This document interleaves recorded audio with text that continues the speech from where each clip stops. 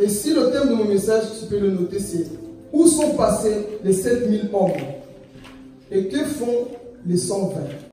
Bien-aimés, vous savez, Jésus nous a sauvés afin que nous puissions aussi sauver les autres. Jésus ne nous a pas sauvés pour que nous puissions rester entre nous les chrétiens. Le but, c'est d'aller dehors, sortir les âmes qui sont perdues. Amen. Et si nous allons lire après, nous allons voir Israël était perdu. Israël ne savait plus quoi faire.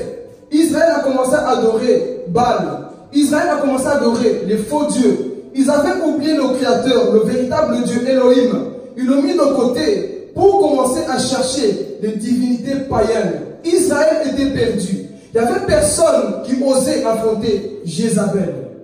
Et la Bible témoigne qu'en Israël, il y avait 7000 hommes. Et on va voir, le point négatif, c'est qu'on parle de ces personnes comme des saints, comme des personnes qui servaient le Seigneur. Mais le point négatif, on n'a pas vu les 7000 hommes sortir pour aller évangéliser. Sortir les personnes qui étaient perdues. Parce que souvent j'entends les prédicateurs dire oui, c'est la réserve de Dieu, c'est vrai. Mais tu peux être la réserve de Dieu. Si tu ne sors pas pour impacter ce monde, tu es inutile à ce monde-là.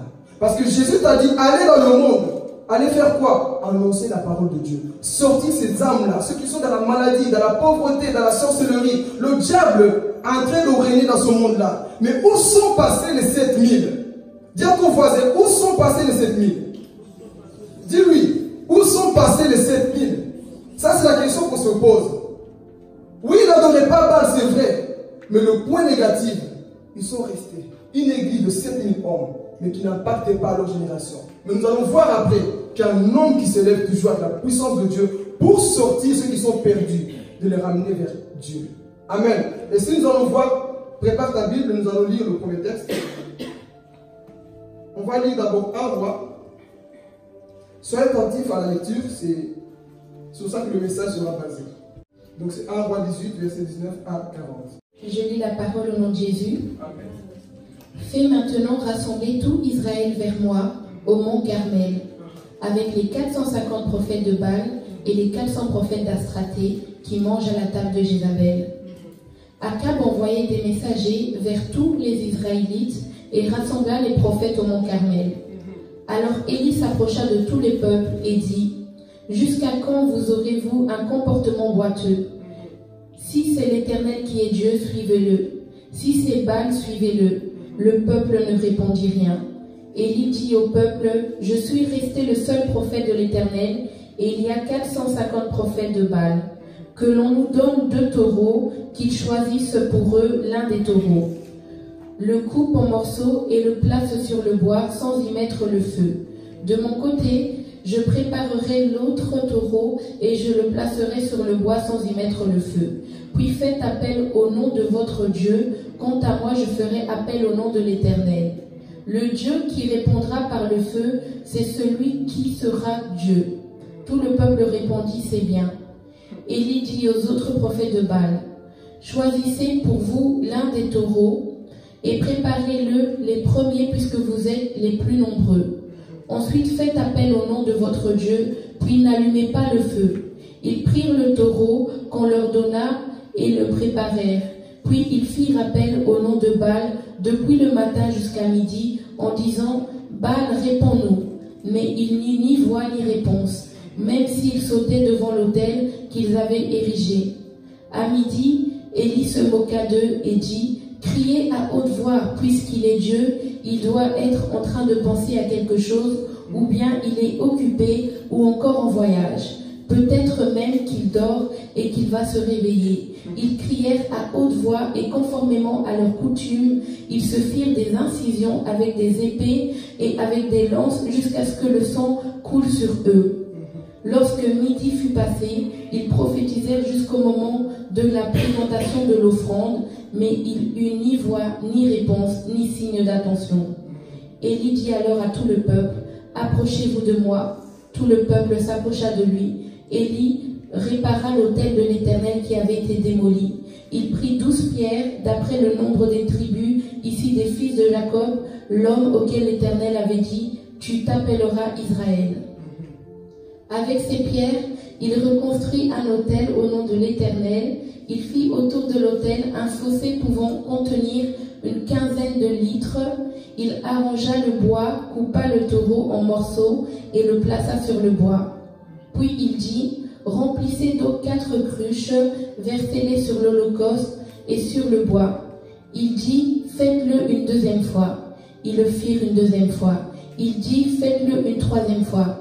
Ils le firent une troisième fois. L'eau coula tout autour de l'autel et l'on remplit aussi d'eau le fossé. Au moment de la représentation de l'offrande, le prophète Élie s'avança et dit, Éternel, Dieu d'Abraham, d'Isaac et d'Israël, que l'on sache aujourd'hui que c'est toi qui es Dieu en Israël et que moi, je suis ton serviteur et j'ai fait tout cela sur ton ordre. Réponds-moi, Éternel, réponds-moi, afin que ce peuple reconnaisse que c'est toi l'Éternel qui est Dieu et que c'est toi qui ramènes leur cœur vers toi. Le feu de l'Éternel tomba alors, il brûla l'holocauste, le bois, les pierres et la terre, et il avala l'eau qui était dans le fossé. Quand ils virent cela, tous les membres du peuple tombèrent le visage contre terre et dirent, c'est l'Éternel qui est Dieu, c'est l'Éternel qui est Dieu. Emparez-vous des prophètes de Baal, leur dit Élie, qu'aucun d'eux ne puisse s'échapper. Et ils s'emparèrent d'eux. Élie les fit descendir au bord du torrent de Kison, où il les égorgea. Chien doit disparaître sur l'autel. Deuxième passage, Envoi 19, verset 18. Mais je vais laisser en Israël 7000 hommes. Ce sont tous ceux qui n'ont pas plié les genoux devant Baal et dont la bouche ne l'a pas embrassé. Alléluia. Je vous bénis une fois de plus encore dans le nom de Jésus. Le texte qu'on vient de lire ici, comme je vous l'ai dit, le diable n'aime pas ce message. Chaque fois que j'annonce ce message, il y a toujours des combats. Pourquoi? Parce que ce message ouvre les yeux à beaucoup de personnes. La question qu'on se pose ici, où sont passés les 7000? Comme je vous l'ai dit, Israël traversait des moments difficiles. La nation tout entière était plongée dans les ténèbres. Ils étaient tous perdus. Mais pendant ce temps, il y a un groupe de personnes qui étaient là, qui ne faisaient rien. C'est le symbole des chrétiens aujourd'hui. Je vais à l'église, je suis saint par moi-même, mais je n'impacte pas mon environnement. Tu ressembles à 7000 hommes. Pendant que des âmes sont en train de mourir dehors, qu'est-ce que nous faisons pour sauver ces personnes? Et pourtant, nous avons la Bible dans la main. Nous avons le nom de Jésus dans la bouche. Mais où sommes-nous pour aller influencer le monde? Les gens sont en train de partir sans Jésus. Ils meurent sans Jésus. Ils sont troublés par des esprits. Mais où sont passés les 7000 hommes pour aller secourir Israël? Ils étaient là quelque part. Comme des églises d'aujourd'hui, c'est comme ça. On s'enferme entre nous. On fait des programmes avec les chrétiens. Mais le monde est en train de mourir. Mais vous qui êtes enfants de Dieu, qu'est-ce que vous faites? Le monde est en train de partir. Jésus n'a pas dit rester entre vous. Jésus a dit allez dans le monde. Allez sauver ces personnes qui sont perdues. Mais on voit les 7000 hommes. La Bible dit, ils étaient saints. Ils n'adoraient pas le Baal. Ils étaient saints par eux-mêmes. Mais le point négatif, ils se sont enfermés. Ils étaient là entre eux. Les projets entre eux. L'église. Tu es le sel de la terre. Tu dois donner goût au monde. Mais là, on voit entre eux. Ils louaient Dieu. C'est qui est bien. On glorifie Dieu. C'est bien. Mais pendant ce temps que toi tu es assis, il y a une âme qui est en train de crier dehors. Il y a une âme qui est en train de chercher le Seigneur. Et les 7000 hommes, ils avaient quoi? Peur. Ils avaient peur de qui? De Jézabel. Pourquoi? Parce que Jézabel, c'était une personne, un esprit, l'incarnation même du diable. C'était une personne qui tuait les prophètes. C'était une personne qui décapitait les gens. Alors eux, ils avaient peur de sortir pour aller affronter les esprits. Ils avaient peur, ils se cachaient entre eux. Oui, Dieu témoigne que c'était des personnes qui n'adoraient pas Baal, c'est vrai. Mais pourquoi ces personnes n'ont pas osé sortir, mettre leur nez dehors pour évangéliser? La peur. Aujourd'hui, beaucoup de chrétiens ressemblent à ces personnes. La peur d'aller évangéliser. Pose-toi la question. Depuis que tu pries, combien d'âmes as-tu ramené dans le Seigneur? Depuis que tu viens à l'église, combien de personnes as-tu ramené dans le royaume de Dieu? Oui, je vais à l'église, je suis chrétien, je chante, je prêche, c'est vrai. Mais combien d'âmes as-tu ramené dans le Seigneur? Depuis que cette année a commencé, quelle âme a été impactée par ton témoignage? Quelle personne as-tu ramené dans le Seigneur? Non, j'ai peur de parler, j'ai de la timidité, je ne sais pas parler. Laisse-moi te dire. Un chrétien, même s'il ne sait pas parler, mais s'il a la puissance de Dieu, il peut impacter ce monde-là. s'il a la puissance, la capacité de Dieu, parce que, laisse-moi te dire, le diable il s'en fout que tu parles français ou anglais, tant que tu as la puissance de Dieu, il va te respecter. Alors on voit que ces personnes, ils n'ont pas osé, à cause de la peur de regard des hommes. Qu'est-ce que les gens diront sur moi? Si je parle comme ça, qu'est-ce que les gens penseront de moi? Non, parle, annonce l'évangile, parle dans les gens sont en train de partir. Alléluia. Mourir n'est pas le problème, mais mourir sans Jésus c'est le problème. Et beaucoup ne connaissent pas Jésus. Pourquoi? Parce que le chrétien ne veut plus parler aujourd'hui. Je me contente qu'à rester dans l'église. Je me contente qu'à rester entre nous les 7000. Mais sortez dehors pour aller sortir ces âmes-là. Comme une personne qui me disait un jour, c'était même un pasteur. Moi je suis pasteur, je ne peux pas évangéliser. Donc moi mon but à moi c'est de me tenir devant la chair et prêcher. Qui t'a dit ça? Jésus est un pasteur mais il a évangélisé. Jésus est un apôtre, il a évangélisé. Jésus est un docteur, il a évangélisé. Amen. Il a évangélisé, lui-même était le vrai évangéliste. Il a parlé. Donc peu importe notre titre, on doit évangéliser. Peu importe là où tu es, tu dois parler de Christ. Amen. Ne soyez pas comme les 7000 hommes, on se cache dans leurs pensées. Satan les avait tellement emmagasinés de beaucoup de pensées. Vous là, ne sortez pas. Parce que si vous venez, je vais vous éliminer. Et ils sont restés que dans l'église. Entre eux. Nous, on n'adore pas Baal. Nous, on le sait. Nous, c'est comme ça. Ok, c'est vrai. C'est bien. Mais sortez dehors. Et Dieu te parle ce matin. Le but, ce n'est pas de connaître la Bible de A à Z. Non. Ton témoignage. Qu'est-ce que Christ a fait dans ta vie? Qu'est-ce que Christ a fait dans ta vie? Annonce le témoignage. Dis que Seigneur, il m'a sorti du mensonge. Il m'a sorti de la sorcellerie. Il m'a sorti de la masturbation. Il m'a sorti du vol. Toi aussi, Dieu peut te sortir de là. Il y a des personnes qui se battent, qui veulent en réaliser ces choses-là. Mais va témoigner. Mais pourquoi nous n'osons pas? Nos bouches sont fermées. Mais Dieu, un jour, il va nous demander des comptes. Tu as resté ma parole sur la terre. Les âmes mouraient chaque jour. Tu te promenais en ville. Tu les voyais mourir. Quand tu les vois, tu les critiquais. Ah, la sœur, la mini-chip là. Regarde comment il est habillé. Comment il est habillé. Mais qu'est-ce que ta bouche fait? Annonce l'évangile. Annonce la parole de Dieu. Ça, c'est l'appel qu'un chrétien a reçu. Mais qu'est-ce que nous faisons aujourd'hui? On a peur de parler. Pendant que le monde est en train de mourir. Regardez combien de catastrophes qu'on voit dans le monde. Comment Satan est en train de régner. Israël était plongé dans les ténèbres. Israël était perdu. Comme le monde actuel est plongé dans les ténèbres. Parce que Satan s'est levé pour détruire. Mais si le chrétien ne se lève pas, Satan va continuer à détruire les âmes. Alléluia. La Bible dit dans le livre de 1 Jean 5, verset 19. Le monde entier est sous la puissance du diable.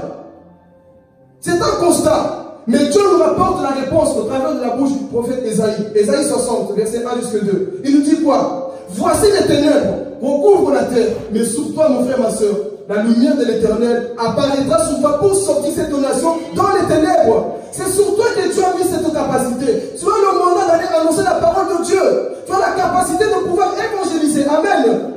Ésaïe dit, voici les ténèbres couvrent, c'est vrai. J'ai constaté, oui, il y a des ténèbres, il y a des problèmes. Aujourd'hui, les gens se tuent. Dans les familles, c'est des conflits. Les gens ne s'entendent plus, entre familles se disputent. Il y a que des divorces par-ci, par-là. Mais toi, Dieu a... Oh Seigneur, je vais parler.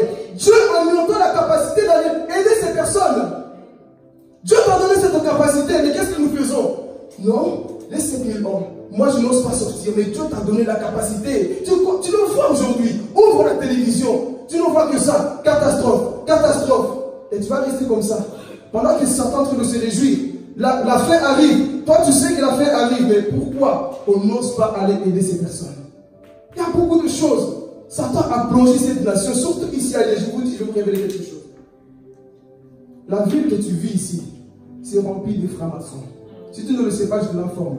La ville ici, la Liège, c'est rempli de francs-maçons. Un jour, pendant que je faisais l'évangélisation, je marchais. À ma surprise, je vois à côté une boutique franc-maçon. Tu vois parce qu'ils ne se cachent plus. Mais si toi, tu n'évangélises pas, ils vont continuer à ouvrir des boutiques. Et qu'est-ce qu'ils font? Ils prennent souvent des jeunes. C'est des jeunes qui vont dans les loges. Mais si toi, chrétien, tu ne parles pas, qui va sortir ces personnes? Et Liège est rempli de ces choses-là, des divinités. Ils sont en train de venir. Pendant que toi, tu te contactes, ah, moi je suis marié, je ne peux pas évangéliser. Ah, moi je suis ceci, moi je prêche, moi je suis pianiste. Non, il n'y a pas ça. Un pianiste doit évangéliser. Un prédicateur doit évangéliser. Musicien doit évangéliser parce que ta récompense au ciel sera parce que tu as évangélisé, pas parce que tu as chanté. Je vais parler Jésus. Ta récompense au ciel sera parce que tu as évangélisé. Combien d'âmes as-tu ramené? Combien de personnes par ton témoignage, par ta vie, ont été impactées pour dire, waouh Seigneur, il y a une personne qui m'a annoncé ta parole. Aujourd'hui, je crois parce que la personne m'a ouvert les yeux. J'étais dans les ténèbres, comme la Bible dit, 2 Corinthiens 4:4. Le Dieu de ce siècle, Satan, a mis un voile. Il a aveuglé cette nation. Mais si toi, comme dit Esaïe, sur toi, la lumière de Dieu s'élève, toi, tu vas sortir ces personnes dans les ténèbres. Amen. Et on voit ces personnes. Ils étaient là. Ils n'osaient pas. Paralysés. Beaucoup de chrétiens aujourd'hui sont paralysés. Regarde toi-même, à chaque fois que je parle de Jésus, combien de peur qui ont en toi. Pourquoi tu ne parles pas de Jésus? Mais pour parler des choses matérielles, tu es prêt, nous sommes prêts. Pour parler des choses de ce monde, nous sommes prêts. Le football, moi le foot, j'ai regardé hier, c'est vrai. Le ceci, ce qui est charnel, on veut en parler, mais ce qui est spirituel, on le refuse. Et Dieu nous demandera des comptes. Je vous assure que Dieu nous demandera des comptes. Et des fois, on blague avec ça, on joue. Non, moi je vais à l'église, ça a été, je rentre, je dors, travaille. Non, même au travail, tu dois évangéliser. Partout là où tu es la lumière du monde. Matthieu 5, 13, 14, il dit quoi? Vous êtes la lumière du monde. Et la lumière, elle est exposée. Tout le monde voit. Mais aujourd'hui, on n'est plus cette lumière. On est caché comme les 7000. Et pourtant, oui Seigneur, moi je ne couche pas, je ne vole pas, je ne mens pas. Je vais à l'église, je donne mes dîmes, je donne mes offrandes. Oui, c'est bien. Mais ça ne s'arrête pas là. Tu dois sauver cette nation-là. Liège a besoin d'entendre ta voix. Liège a besoin d'entendre que tu puisses évangéliser. Je ne te dis pas de commencer à crier partout. Comment déjà avoir des personnes seules à seules? Commence à les évangéliser. Parle de Christ. Parle de l'amour de Dieu. Dis ce que Jésus a fait pour toi. Et tu verras que petit à petit, tu vas commencer à gagner des âmes. Amen. Et on voit les 7000, ils étaient bloqués. Mais pendant ce temps, il y avait un homme, dis avec moi Élie. Élie qui veut dire l'Éternel est Dieu. Élie était dans sa chambre. Il était comme ça, à genoux. Seigneur, sauve ma nation. Seigneur, le peuple est perdu. Satan a pris possession en Israël. Élie est un homme de prière. Il a intercédé pour sa nation. Et la Bible dit que Dieu cherchait un homme qui pouvait libérer les enfants d'Israël. Et les caméras du ciel sillonnaient la terre. Et puis, il voit un homme. La Bible présente Élie dans le livre de Rois, chapitre 17, comme un homme qui se tenait où? Dans la présence de Dieu. Je vais parler. Élie ne se tenait pas sur WhatsApp. Élie ne se tenait pas sur Facebook. Élie était constamment dans la présence de Dieu. Passe plus du temps avec Dieu, tu vas recevoir des révélations pour le peuple. Passe plus du temps avec Dieu. Dieu va te révéler ce qui se cache dans ta famille. Dieu va te donner le mandat de pouvoir aider ces personnes. Élie était là. Il se tenait dans la présence de Dieu. Et Dieu le voit. Il dit, toi, je vais te choisir. Il y a 7000. Ils n'ont pas fléchi les genoux, c'est vrai. Mais eux, ce sont des peureux. Donc c'est toi que j'ai choisi. Dieu prend Élie, rempli de la puissance de Dieu, revêtu de l'onction. Élie, on ne pouvait même pas le regarder comme ça. C'est un homme de foi. Un homme qui pouvait parler, le ciel se ferme pendant 3 ans et demi. Un homme qui était rempli de la puissance de Dieu. Pourquoi? Parce qu'il était constamment dans la présence de Dieu. Et Dieu le cherchait, mais pendant ce temps, il faisait quoi? Il priait, il intercédait pour sa famille, pour ses amis, pour sa ville, pour son pays. Élie n'était pas dans la distraction. Aujourd'hui, nous, dans nos maisons, qu'est-ce qui se passe? Théâtre, télévision, réseaux sociaux, moins de temps avec Dieu. Et quand tu dois prier, c'est 5 minutes. Seigneur, tu comprends? Bonne nuit. 5 minutes seulement qu'on donne à Dieu. Mais le reste de tout notre temps, fait quoi? Les théâtres, les séries de ce monde-là. Tu gagnes quoi? Faisons comme Élie, constamment dans la présence de Dieu pour que tu reçoives la révélation pour le peuple. Alors Élie était là. Il entend que Israël est plongé dans les ténèbres. Mais lui, il avait le fardeau des âmes. Il a dit, non Seigneur, je ne laisserai pas Satan détruire ces personnes. Et il part. Maintenant, dis avec moi le combat. Le monde d'aujourd'hui, je t'annonce, c'est un monde de combat spirituel. C'est un monde entre les puissants des ténèbres contre la puissance de Dieu. C'est comme ça, ça a toujours été comme ça. La première guerre a commencé dans le livre d'Apocalypse, chapitre 12. L'archange Michel combattant le dragon, Satan. Donc la guerre a déjà commencé là-haut. Et ça continue encore jusqu'à maintenant, toi et moi. Nous sommes constamment combattus. Amen. Alors Élie, il va sur le mont Carmel. Dis avec moi campagne d'évangélisation. Je nomme ça comme ça. Il va faire une campagne d'évangélisation. Il va convoquer tous les 400 prophètes de Baal. 400, il y avait encore 450, donc en total 850 prophètes. 850 prophètes plus Israël. Il dit, venez ici sur le mont Carmel, ici je vais prêcher. Vous allez voir que l'Éternel est Dieu. Élie, il marchait. Il dit à Akab, va convoquer les enfants d'Israël. Ramène-les sur le mont Carmel. Je vais faire quelque chose pour que ce peuple se tourne vers Dieu. Alors Élie, il a marché. Akab est parti chercher tout Israël et les a fait rassembler quelque part. Regardez ce qui va se passer ici. Élie les voit. Il dit, mais vous là, jusqu'à quand accrochez-vous des deux côtés? Si c'est Baal qui est Dieu, suivez Baal. Si c'est Dieu, suivez Dieu. Mais jusqu'à quand? La vie chrétienne, ce n'est pas une vie de double vie. Ce n'est pas un pied là, non. La vie chrétienne, tu dois être dedans. Amen. Tu dois être dedans. Ce n'est pas une vie de double vie. Tu dois vivre à 100% pour Jésus. Tu dois vivre à 100% pour lui. Élie dit, jusqu'à quand accrochez-vous des deux côtés? Vous avez oublié votre Dieu. Le Dieu qui vous a sorti de l'Égypte. Vous étiez esclaves, vous étiez perdus. Mais aujourd'hui, vous avez oublié ce Dieu. Pourquoi? Pour adorer Baal.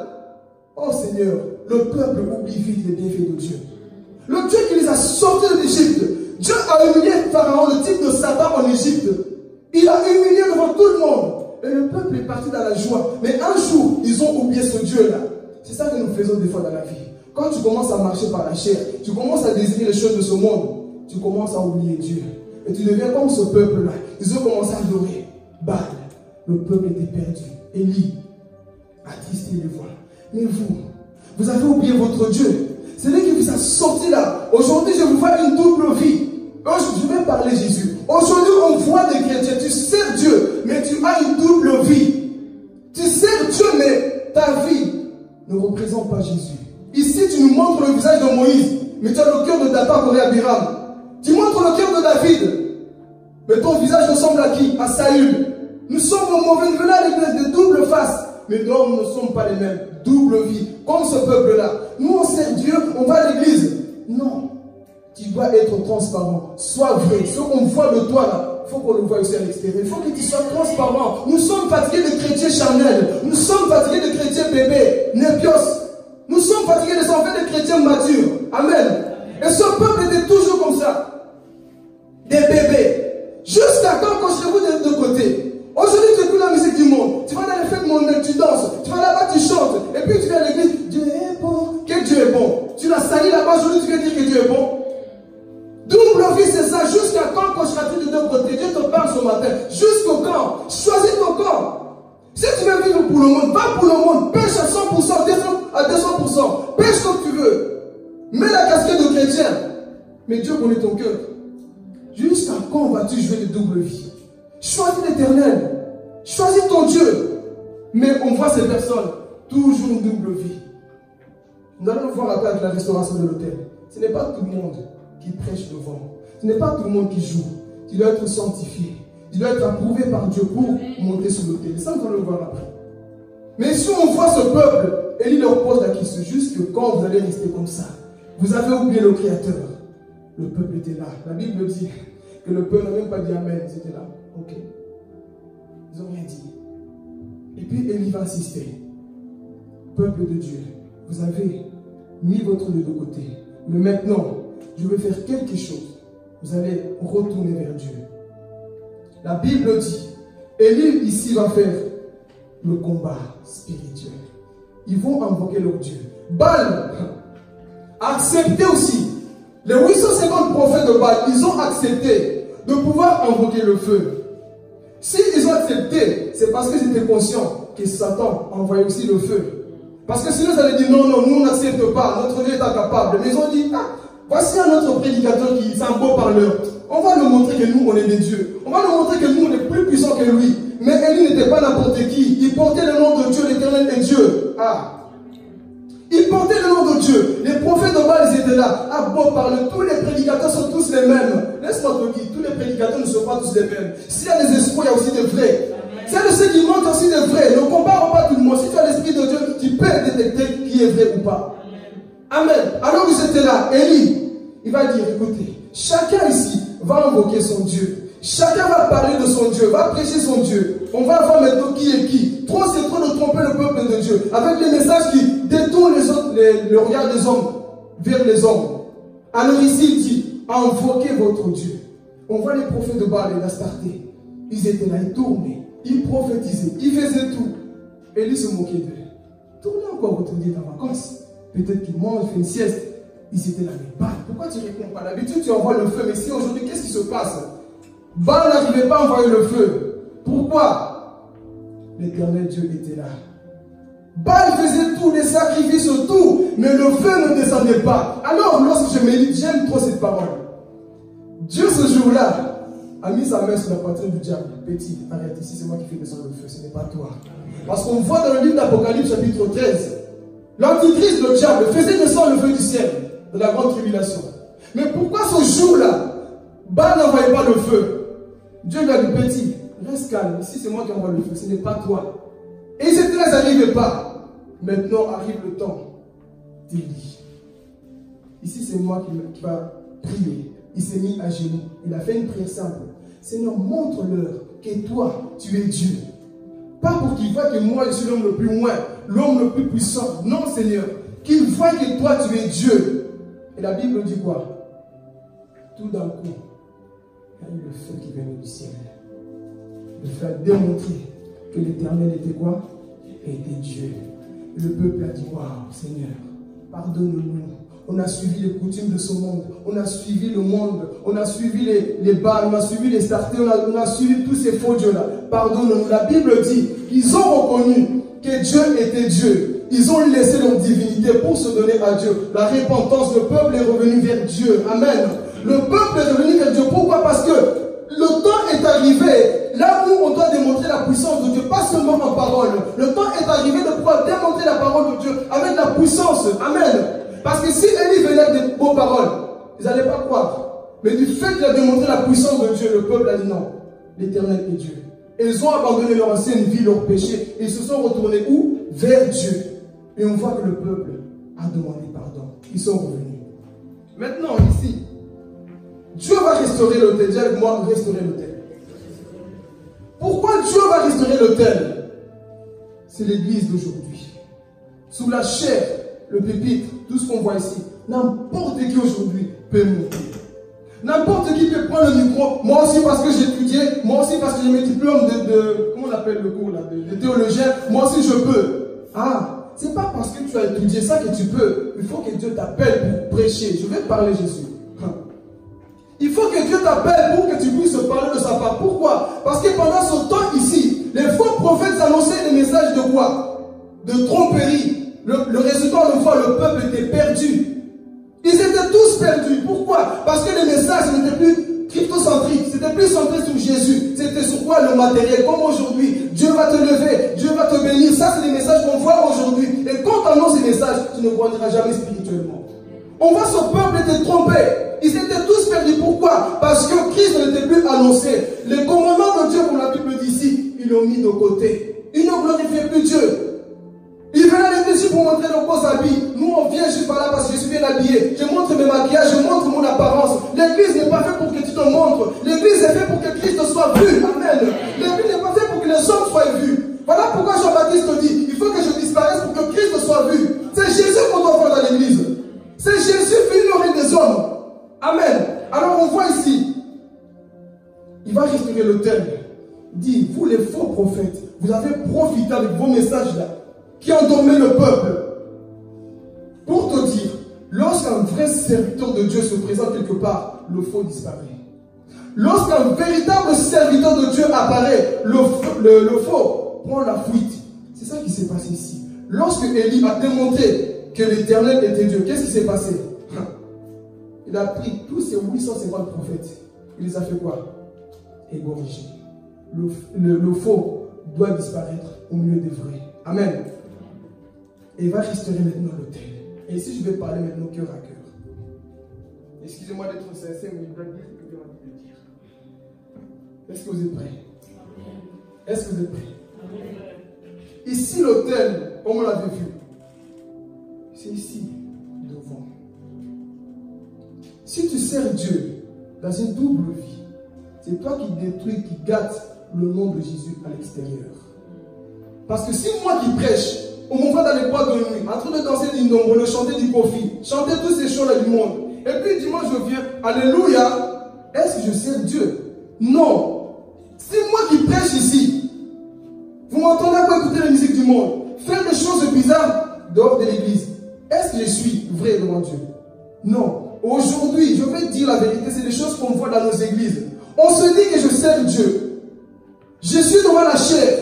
Et quand je parle de la chair, c'est tout ça ici devant. Nous les choristes, tout, y compris tout le monde. Ce que nous faisons ici, si nous démontrons autre chose dehors, c'est nous-mêmes qui détruisons l'avancement de Dieu. Parce que la Bible, dans le livre de Romains, du haut du ciel, Dieu montre sa colère. Pourquoi? Je vais parler, Seigneur. Dieu montre sa colère. Pourquoi? Parce que c'est vous qui tenez la vérité captive. Le peuple doit être sauvé, mais à cause de votre comportement, votre langage, votre façon de faire, votre attitude, personne ne veut suivre Dieu. Beaucoup abandonnent Dieu à cause de nous des fois. On se dit chrétien, mais regardez notre vie. On ne démontre pas le Dieu qu'on prêche ici. Double vie toujours, jusqu'à quand, comme dit le prophète ici, jusqu'à quand qu'on se trouve des deux côtés. Si tu veux être païen, sois païen, personne ne t'interdit d'être païen, mais tu vas en faire. Et si tu veux suivre Dieu, suis-le. Il y aura des tribulations, ce ne sera pas facile. Mais c'est la meilleure décision que tu peux prendre, suivre Jésus-Christ. On voit ici, il devait restaurer. Il a dit non, on ne sert pas Dieu avec le péché. Et aujourd'hui, beaucoup d'hommes de Dieu, ils servent Dieu avec la magie, avec le fétiche. Ils touchent les gens de la puissance du diable. Beaucoup d'enfants de Dieu, ils sont tellement habitués à écouter la parole de Dieu. Et ils vivent comme ça. Ils sont habitués. Le message, oh bof, toujours comme ça, on parle de la sanctification, il crie toujours, il parle toujours comme ça. Oh, papa Luc, après, c'est toujours comme ça. Le frère Philippe, après, c'est toujours. On est habitué comme ça. Mais Dieu va restaurer l'autel. Et je vous annonce que bientôt, Dieu va commencer à révéler les choses cachées ici. Dieu va commencer à révéler. Il faut que ces choses arrivent. Pourquoi? Parce que si nous, on sert Dieu, bête-toi comme ça, les gens vont nous mentir. Il y aura des, qu'on appelle Accord. Qu'est-ce qui s'est passé avec Accord? Il avait touché l'interdit. Qu'est-ce qui s'est passé? Israël n'avançait plus. Israël perdait tous ses combats. Pourquoi? Parce qu'au milieu d'eux, il y avait une personne qui avait touché à l'interdit. Quand toi tu demeures dans le péché, si moi je demeure dans le péché, je vous prêche quoi? Si moi je demeure dans le péché, qu'est-ce qui se passe? Je vous communique la mort, et Satan me connaît.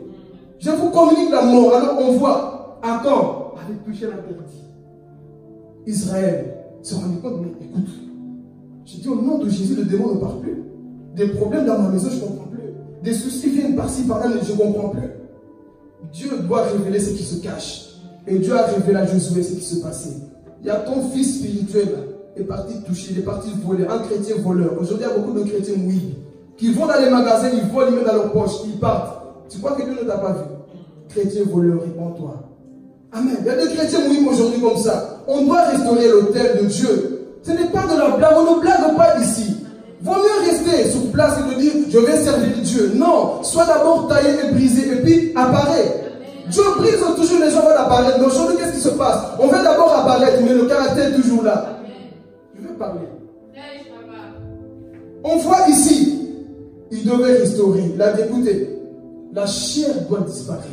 Aujourd'hui, je suis triste. Excusez-moi la vérité. Beaucoup de chrétiens ici, pour une faute qu'il fait, il est capable de ne plus te parler. Mais c'est toi qui prêches, tu ne me parles plus. Je vais t'écouter? Jamais. Je te blesse, je prêche. Je ne t'ai même pas demandé pardon et je tiens le micro. Tu ne vas pas m'écouter. Voilà pourquoi je dis toujours là. Il est difficile d'écouter un prédicateur lorsque tu as des mauvaises pensées sur lui. Parce que tout ce qu'il dit, à cause du jour, c'est que tu m'as fait, tu n'as même pas mangé le problème et tu prends le micro. La chair, l'autel va être restauré. Servons Dieu avec crainte, avec tremblement, comme dit l'apôtre Paul. Ici, ce n'est pas de la blague. Respectons Dieu quand on prend le micro pour chanter. Dieu devait restaurer l'autel. Et il parle à Élie. Élie, restaure mon église. Il y a trop de désordre. Parce que là, le désordre, l'ordre n'y est plus. Et l'ordre n'était plus là-bas. Pourquoi? Parce que chacun faisait ce qu'il voulait. Il n'y avait plus de principes. Mais Élie, et c'est lui qui ramène les principes de Dieu. Il fait que les principes de Dieu reviennent dans nos églises. Sinon, l'église sera comme des patinoires, ils sont comme de la foi. Tout le monde fait ce qu'il veut, il monte comme il veut. On ne respecte plus rien. Mais Élie était mandaté de Dieu. Il a dit, mon fils, tu dois restaurer l'autel. Et il l'a fait. On voit, il a pris tous ces 850 prophètes. Il est parti les égorger tous. Cela nous révèle que ce qui a mis sur la chair doit partir. Il a enlevé tous ces 800 prophètes. Faux prophètes, des amis dehors. Pourquoi? Parce que Dieu devait régner sur la chair. Et laissez-moi vous dire, lorsque Dieu règne ici, vous le voyez. Lorsque Dieu prend le contrôle de son église, nous le voyons. Quand nous allons parler des 120, nous allons voir ce qui s'est passé dans les années 60 avec le réveil qu'il y a eu. Lorsque Dieu prend le contrôle d'une église, écoutez, les choses changent. Mais quand c'est les hommes, on voit que c'est les hommes. Mais quand c'est Dieu, on sait que c'est Dieu parce que personne ne peut résister à la présence de Dieu. Et si Élie, il va enlever le faux pour que le vrai soit vu. Et il a fait. Il a décorrigé. Et un jour, il est parti. Il a commencé à se fatiguer dans le ministère. Pourquoi? Parce que la sorcière, Jézabel, a lancé une parole. Toi, tu as tué tous ces 850 prophètes. Moi aussi, je vais te tuer. Mais ce que j'aime, c'est cet homme, même s'il a eu peur, il a fui, il n'a pas abandonné. Maintenant, qu'est-ce qu'il va faire? Il court. Voilà, c'est ça les hommes matures. Quand tu veux laisser quelque chose, dis-toi bien, si toi tu veux quitter, qui va prendre ma place? Si toi tu veux partir, qui va prendre ta place? Ça, c'est un homme mature. Il pense toujours comme ça. Si moi je pars, qui va me remplacer? Alors, Élie était là. Dieu lui parle. Va oindre Jéhu. Va oindre Élisée. Maintenant, il part. Oindre qui? Élisée. Il a ramené le peuple à Dieu. Mais pour que ce peuple puisse continuer à marcher dans les voies de Dieu, il faut la relève. Il part trouver Élisée. Élisée, maintenant, va prendre la relève. Un jour, nous verrons que Élie a accompli 13 miracles. Et Élisée a accompli 14. Ça sera un message d'un autre jour. Mais ici, on voit Élisée prend la relève.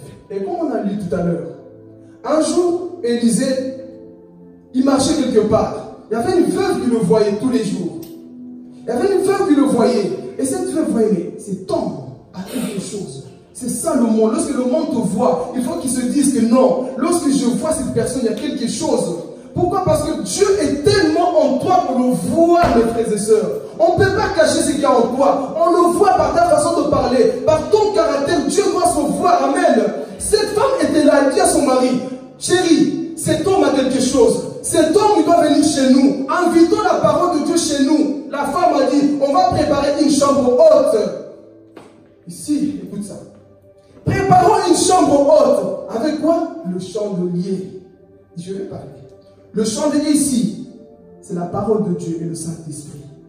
Cela nous révèle, lorsque tu montes dans la chambre haute, il y a des choses qui doivent se passer. Et je te pose la question, quelle est ta chambre haute aujourd'hui? On n'a plus de chambre haute dans les chambres basses. Toujours charnel.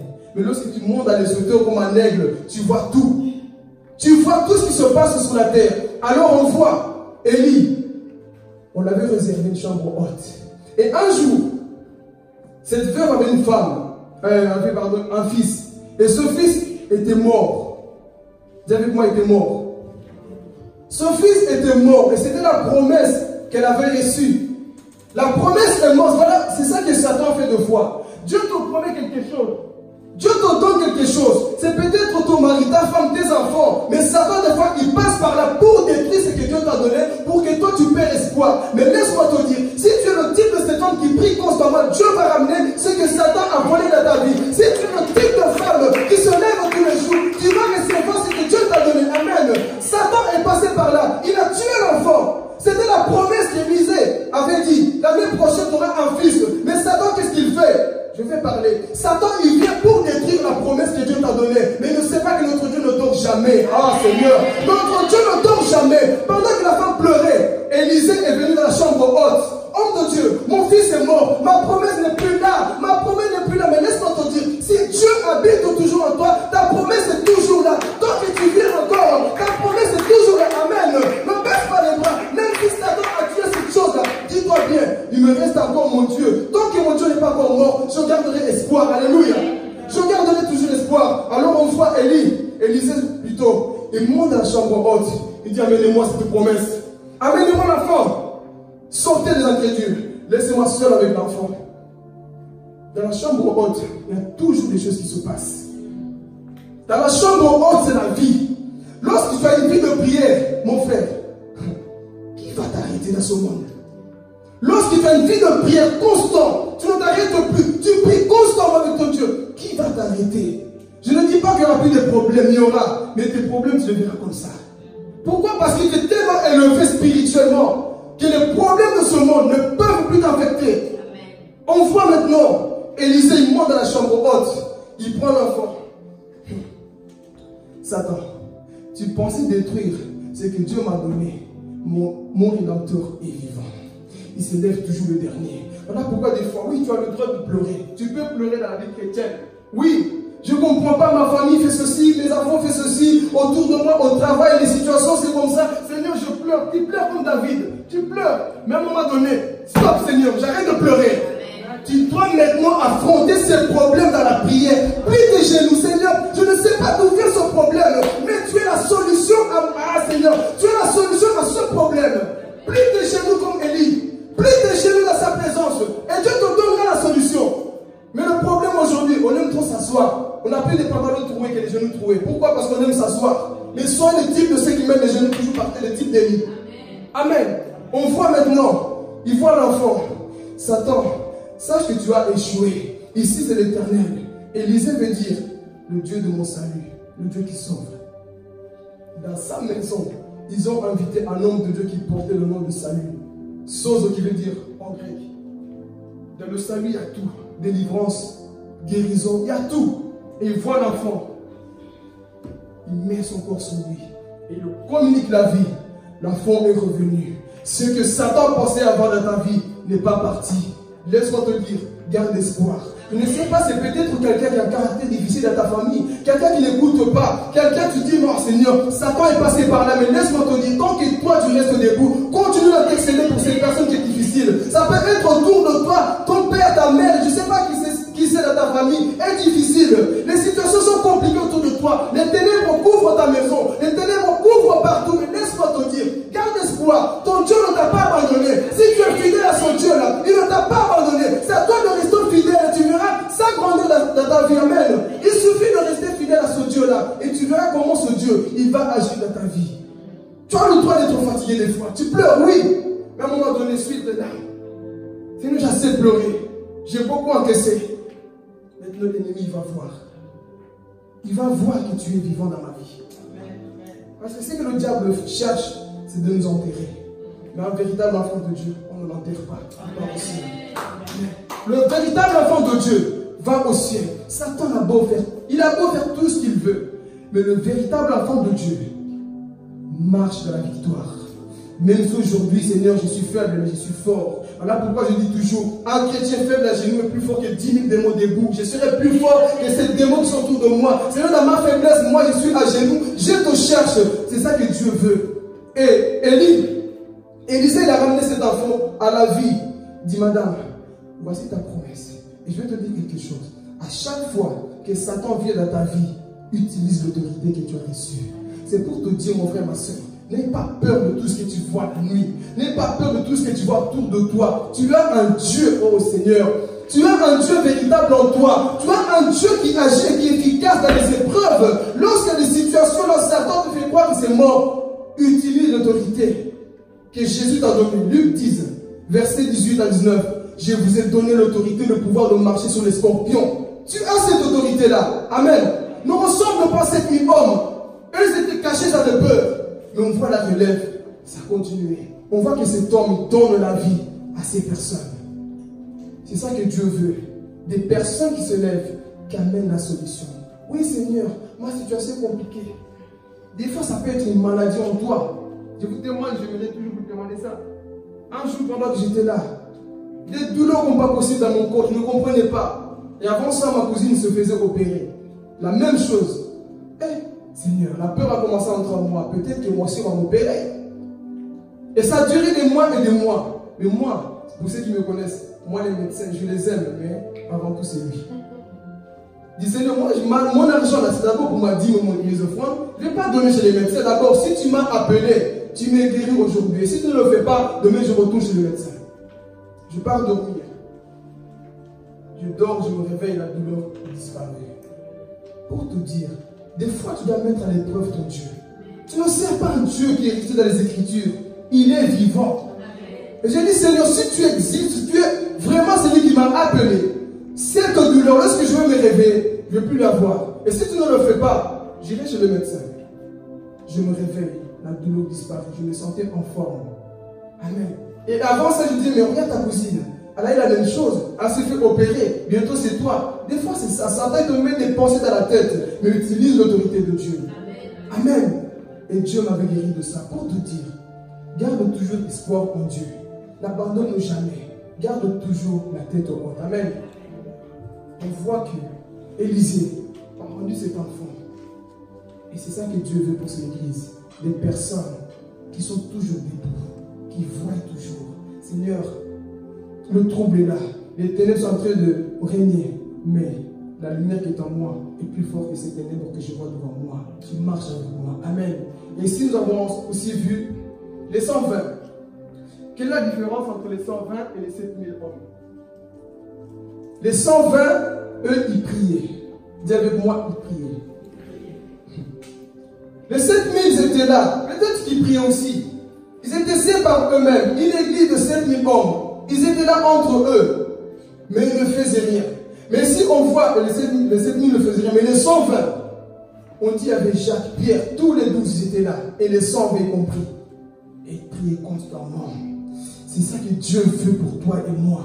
Lorsque tu es dans la chambre haute, parce que la Bible dit qu'ils étaient dans la chambre haute, comme Élisée, ils sont montés dans la chambre haute. Qu'est-ce qu'ils faisaient? Ils priaient constamment. Ils ne se lassaient pas.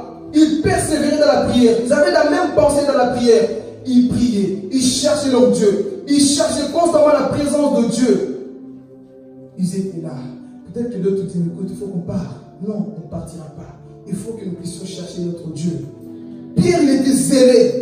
Il priait, il priait. Dans la prière, tu dois apprendre à persévérer. Même si tu ne vois pas encore le résultat maintenant, continue de toquer, continue de persévérer. N'abandonne pas parce que tu ne vois pas le résultat aujourd'hui. Continue, tant que tu es vivant, je te dis mon frère, ma soeur, tu dois persévérer dans la prière. N'abandonne pas parce que tu ne vois pas encore. Oui, mais c'est depuis que je prie, l'autre, Dieu est en train de faire quelque chose. Là-bas, des choses, les assimes, comme on dit, mais moi, c'est rien ne marche et tout. Continue de prier, sois fidèle au poste, reste dans la chambre haute, parce que Dieu va envoyer quelque chose de puissant sur ta vie, mais à une condition, persévère dans la prière, n'abandonne pas, n'écoute pas la voix du monde qui te dira, tu perds ton temps, tu es chrétien, mais regarde ta vie, tu n'avances pas, j'avance quand même. N'écoutez pas ces voix qui vont vous décourager. Ils étaient là tous ensemble, les 120. Seigneur, comme Élie, Seigneur, s'il te plaît, rappelle-toi de cette nation. Les divinités aussi païennes sont en train de régner. Rappelle-toi, tu as promis le Paraclétos, le Saint-Esprit qui devait venir sur nous, Seigneur. Jusqu'à quand, Seigneur? Ils persévéraient dans la prière. Les 120, ils étaient unis ensemble. Voilà pourquoi je vais te dire une chose. Lorsqu'on prie, sois dans la même pensée. Lorsqu'on prêche comme ça, sois dans la même pensée. Si toi tu vois dans tes pensées, tu penses au matin ce que tu as laissé au frigo. Ah, le frère il prêche trop. Qui dépêche? Ah, Seigneur, mon froid, Miguel va le manger s'il rentre avant moi. Ne pense pas à ça. Concentre-toi sur la parole de Dieu. Mais aujourd'hui, qu'est-ce qui se passe? Lorsqu'on est réunis, je vais me dire une vérité. Des fois, pendant qu'on prie, il y en a même qui dorment. On prie avant, il y en a qui dorment. C'est triste. Et là, on voit l'importance que tu donnes à Dieu. On voit l'importance que tu donnes à ton Dieu. On est en prière, comme on l'a vu vendredi. Au lieu d'utiliser les armes, toi, tu dors. Quand le diable viendra, tu seras la première personne que le diable va tuer parce que tu dors. Et beaucoup, c'est comme ça dans la prière. Ils sont en train de ronfler. Mais là-bas, dans la chambre haute, la Bible me dit, tous ensemble, ils avaient la même pensée. Ils ont commencé à intercéder, prier pour leur nation. Et Dieu va leur donner la puissance qui manquait. Parce que rappelez-vous que le Saint-Esprit n'est pas descendu le jour de la Pentecôte. Le Saint-Esprit n'est pas venu ce jour-là. Genèse 1, il nous dit quoi? L'Esprit de Dieu s'est mouvait déjà sur la terre. Il était déjà là, il n'est pas venu au jour de la Pentecôte. Il était déjà là avant. Et même avant ça, dans Jean chapitre 21, on voit Jésus. Avant de monter au ciel, il parle à ses disciples. Et avant qu'il monte, il les regarde. Recevez le Saint-Esprit.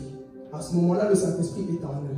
Mais il manquait quelque chose. Mais pour ça, il fallait qu'ils attendent à la chambre haute. Donc on voit que le Saint-Esprit était déjà en eux, mais il manquait l'onction, la puissance pour le service. Et c'est ça qu'eux, ils attendaient. Pierre, il marchait tous les jours, il voyait les malades. Mais Seigneur, regarde ce malade-là, regarde cette personne-là, son souci-là, il voyait les possédés. Peut-être qu'il voyait le possédé de Gadara. Il voyait tout le monde.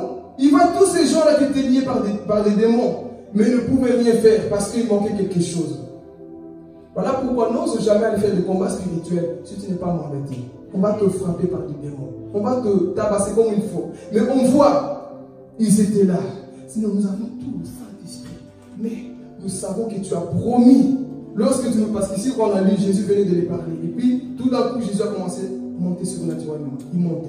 Et puis, il disparaît. Et l'ange leur dit, le même Jésus que vous avez vu là, partir comme ça, il reviendra de la même manière. Mais vous, pour le moment, vous avez une mission d'aller sauver les âmes. Mais avant, soyez dans la chambre haute, parce que là, vous allez recevoir quelque chose. Et avec cette chose, vous allez bouleverser le monde. Et ils étaient là dans la chambre haute. Ils priaient. Et tout d'un coup, il y a eu un vent violent. La puissance est descendue. Pierre qui était un peu faible, là, il comprenait plus, peut-être étant jeune. Mais tout d'un coup, l'onction vient, bam! La puissance est venue sur eux. Quand l'onction est sur toi, comme je dis toujours, tu deviens comme un lion. Ce n'est plus toi, c'est l'onction. Et il était là, tout d'un coup, il voit l'onction, bam! Et Pierre le timide, il sort maintenant. Avec l'onction, la puissance qu'il a reçue. Il devait respecter. Tous les 120 là, ils ont reçu la puissance de Dieu. L'onction est descendue sur eux. Qu'est-ce qu'ils ont fait maintenant? Ils n'ont pas fait comme les 7000. Ils ont dit non, écoute, le peuple est en train de mourir. Nous, on ne va pas rester entre nous, église. Non, il faut qu'on sorte dehors pour amener ces personnes dans l'église. Amen. Voilà pourquoi la véritable évangélisation, ce n'est pas seulement de ramener les gens à l'église, c'est de faire connaître les gens au Seigneur. Parce qu'aujourd'hui, beaucoup évangélisent. Viens dans mon église parce que mon pasteur doit avoir beaucoup de membres. Non, c'est d'abord la personne, tu dois le montrer d'abord à Jésus. Avant de parler d'un pasteur d'une église, parle de Jésus d'abord. Parce que c'est Jésus qui sort, ce n'est pas les hommes. Amen. Alors on voit, ils sont sortis. Pierre se tient devant les foules. Il n'avait pas honte. Peut-être avant il tremblait. Hey, moi je ne sais pas prêcher, je suis timide. Non, il était là, il a pris la parole. Il a commencé à prêcher la parole, il prêchait. Et lorsqu'il a fini, qu'est-ce qui s'est passé? 3000 âmes sont revenues à Dieu. Ceux qui étaient morts, peut-être qu'ils adoraient Astarté, Baal aussi, dans ce temps-là. Mais lorsqu'il a prêché, il a ramené 3000 personnes à la vie. Ceux qui étaient perdus dans le camp du diable. Et on voit maintenant comment ces personnes ont bouleversé. On parle même de Philippe. Il a bouleversé la Samarie. Un simple diacre, avec la puissance de Dieu, a bouleversé toute une ville. Les sorciers venaient se confesser. Oui, mais toi, une puissance en toi. Les sorciers venaient se convertir. Pourquoi? Parce qu'ils ont osé sortir dehors pour aller évangéliser. Et c'est pour te dire une chose. La puissance ne peut être qu'à l'œuvre lorsque tu sors dehors. Ici, elle va agir selon le temps que nous sommes ici. Mais dehors, vous voyez que Jésus guérissait les gens plus à l'extérieur qu'à l'intérieur. C'est pour t'enseigner que c'est dehors. Voilà pourquoi beaucoup de pasteurs aujourd'hui, moi, mon bureau, c'est ici. Non, le bureau de Jésus, c'était dehors. Son bureau à lui, c'était dehors. C'est là qu'il rencontrait quoi? Les possédés, des femmes adultères. C'était dehors. Mais aujourd'hui, qu'est-ce qui se passe? L'église veut rester entre eux et ne veulent pas aller annoncer. Mais Jésus a dit non, c'est moi qui annonce. Il est parti annoncer. Comme les 120, ils ont pris la parole et ils ont commencé à évangéliser. Ils ont commencé à prêcher. On va les appeler même comment? Les hommes. Finissez la phrase. Les hommes quoi? Qui bouleversent quoi? Qui bouleversent le monde. Et c'était combien? 7000? Non. 12. Et les 120 étaient ailleurs. Mais on voit, on les dit, mais c'est eux qui bouleversent le monde. Est-ce que dans ta maison, on peut dire, toi vraiment, tu pries? Je connais ceux qui se disent chrétiens, mais toi, tu pries. Est-ce que dans le monde spirituel, on peut dire, franchement, quand je vois cette personne, je sais que cette personne prie. Il y a des chrétiens, il y a aussi des chrétiens.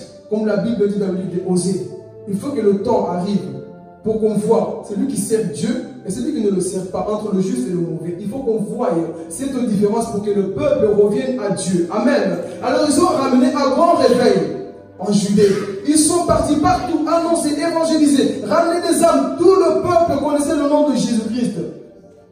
Ils ont entendu parler de Jésus. Les malades étaient guéris, les démons étaient chassés, tout le monde était libéré. Pourquoi? Parce que ils ont dit, nous on sort, on ne ressemble pas aux 120, aux 7000 hommes. Nous sommes la génération des 120.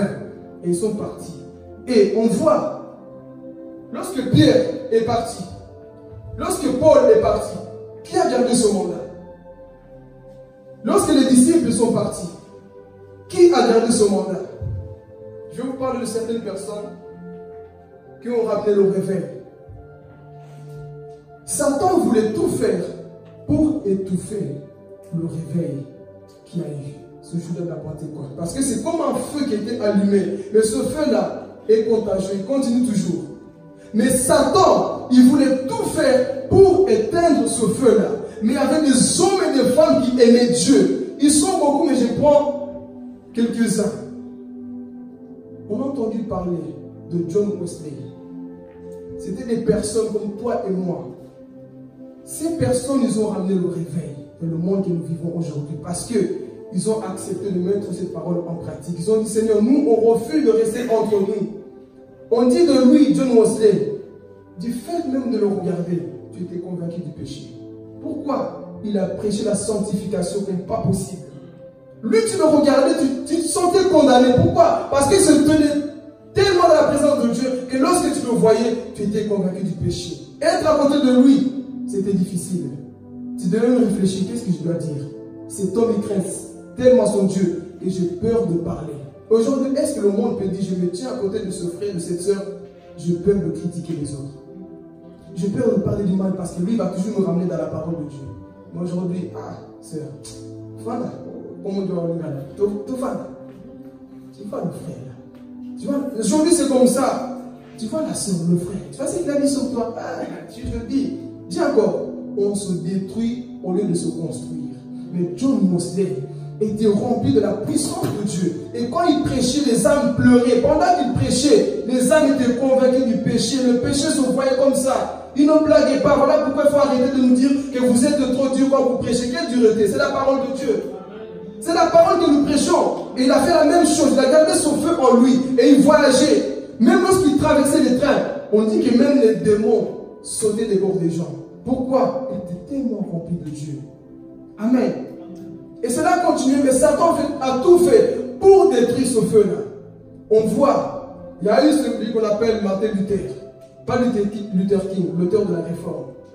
Lui, il avait découvert Habakkuk 2:4 et le livre de Romains. Il a compris la justification par la foi parce qu'avant, les prêtres catholiques disaient que oui, pour être sauvé, tu dois avoir beaucoup d'argent, tu dois être riche. Lui, il a réfléchi, non?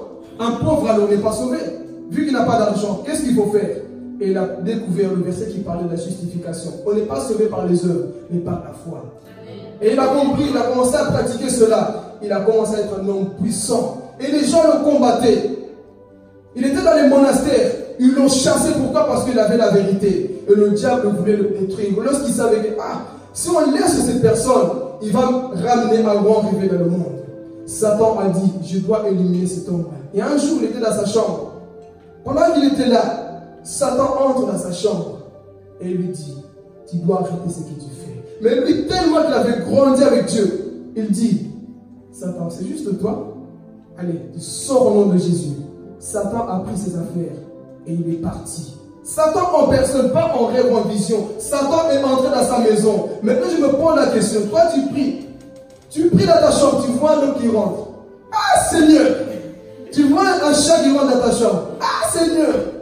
La peur. Mais cet homme a vu Satan en personne. Il n'a pas eu peur. Parce qu'il savait que c'est lui qui habite en moi plus fort que toi. Et il lui a dit, Satan circule au nom de Jésus, tu pars. Satan est parti. Et nous aujourd'hui, quand je vois... Laisse-moi te dire une vérité. Excusez-moi les sœurs, mes frères. Quand je vois certaines personnes aujourd'hui, peur de quoi aujourd'hui? D'un petit cafard.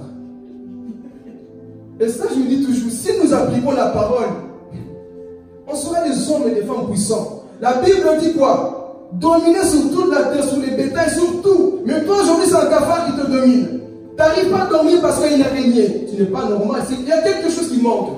Une grande bête comme toi, tu as peur d'une petite bête. Écrase-la, non? Moi, aujourd'hui, j'arrive pas à dormir parce que tu commences à faire comme si la chose était sur toi. La chose était loin, pourquoi tu commences à avoir peur?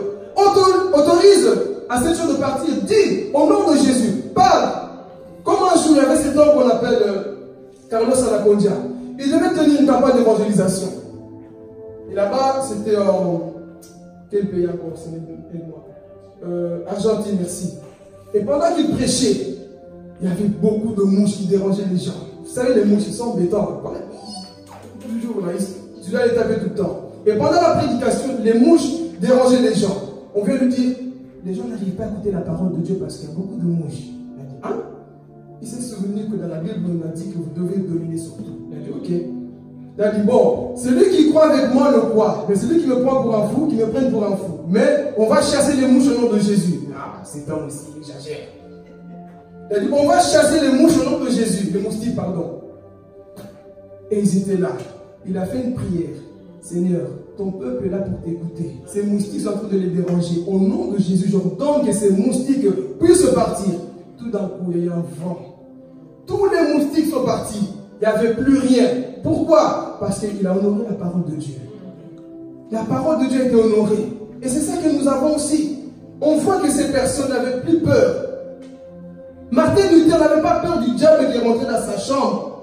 Pourquoi nous avons aujourd'hui peur de ces choses? Parce que je vais dire une vérité.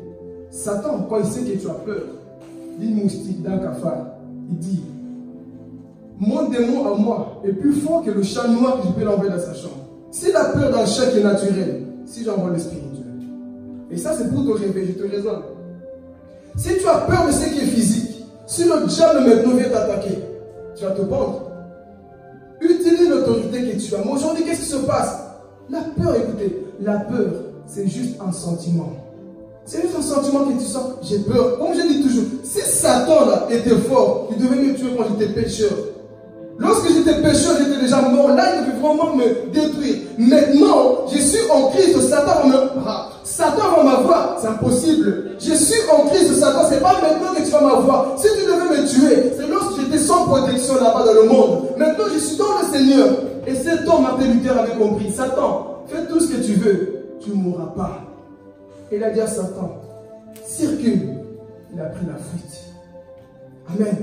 Et on voit que son réveil a continué, mais Satan, têtu qu'il est, il voulait toujours détruire cela. Et on voit, il y a encore un autre homme qu'on appelle Smith Wigglesworth.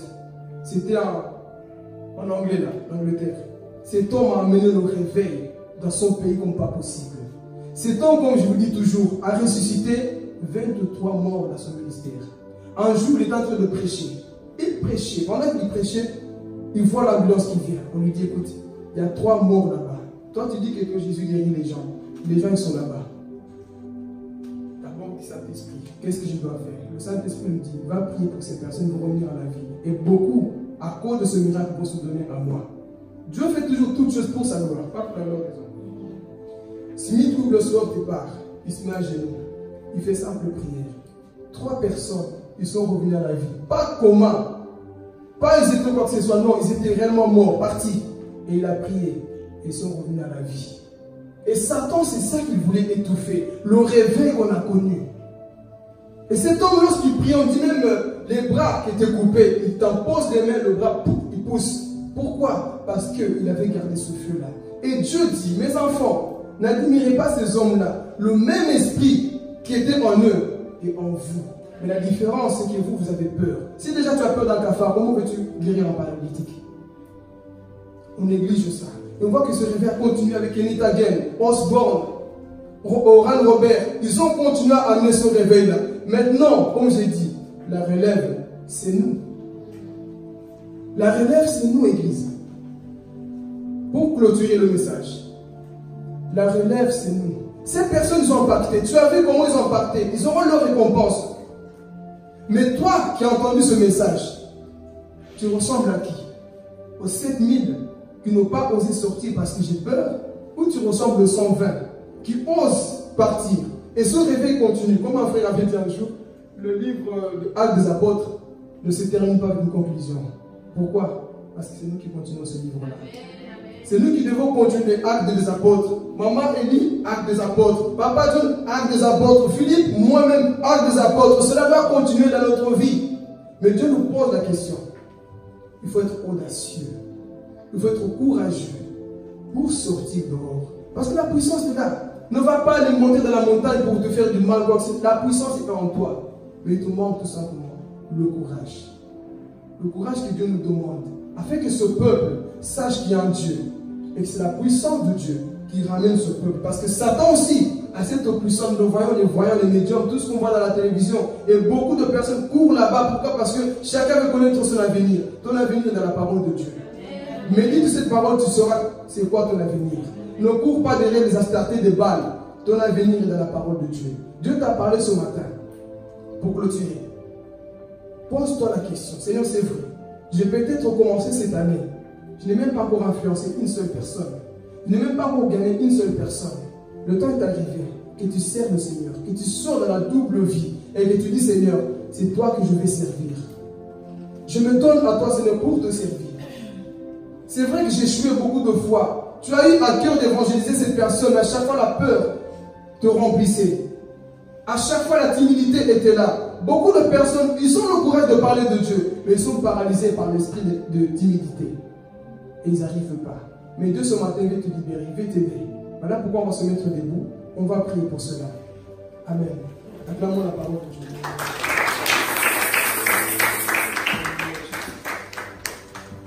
Que chacun entre en lui-même. Chacun entre en lui-même par rapport à ce qu'il a entendu.